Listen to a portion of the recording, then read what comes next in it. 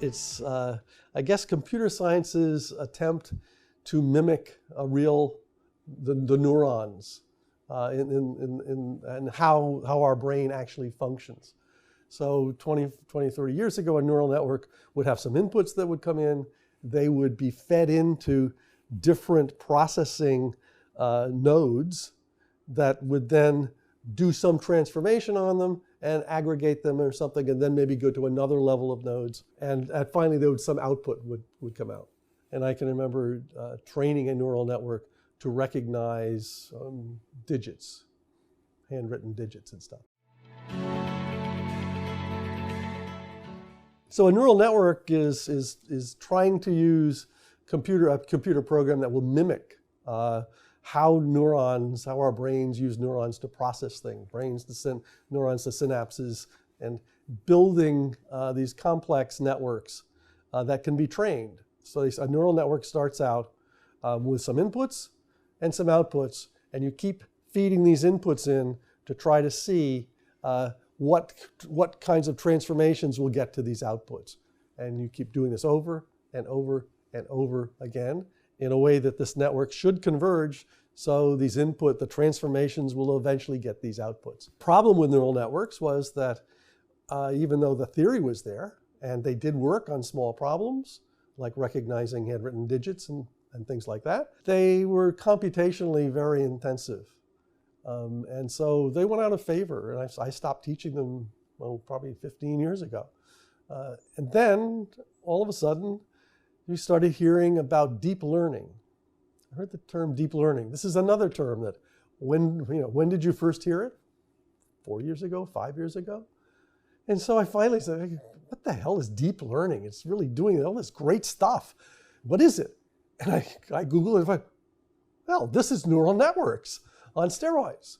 What they did was they just had multiple layers of neural networks, and they used lots and lots and lots of computing power to solve them.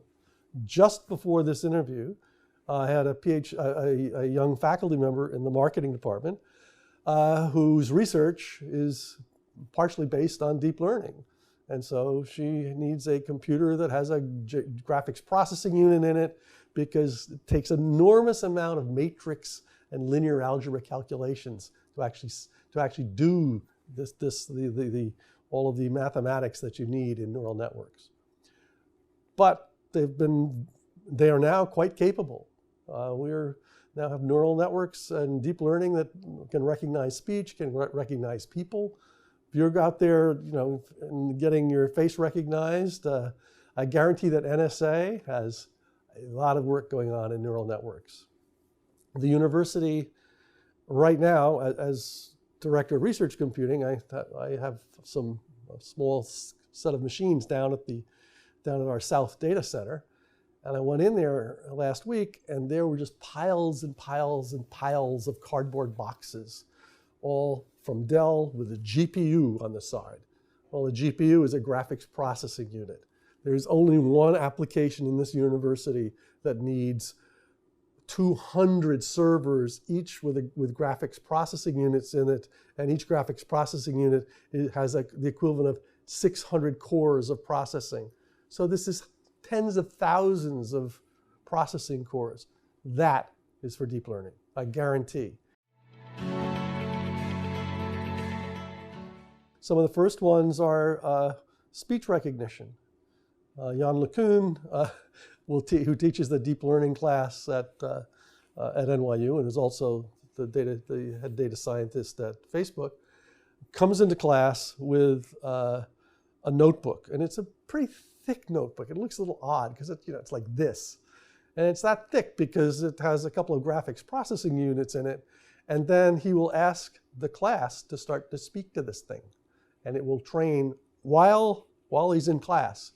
He will train a neural network to recognize speech. So recognizing speech, recognizing people, images, classifying images, almost all of the traditional tasks that neural nets used to work on in little tiny things, now they can do really, really, really large things. It will learn on its own the difference between a cat and a dog and different kinds of objects. It doesn't have to be taught. It doesn't, it just learns. That's why they call it deep learning. And if you hear, he plays this, if you hear how it recognizes speech and generates speech, it sounds like a baby learning to talk. Right? You can just, you're like,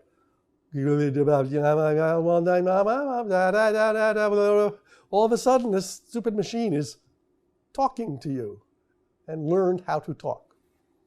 That's cool.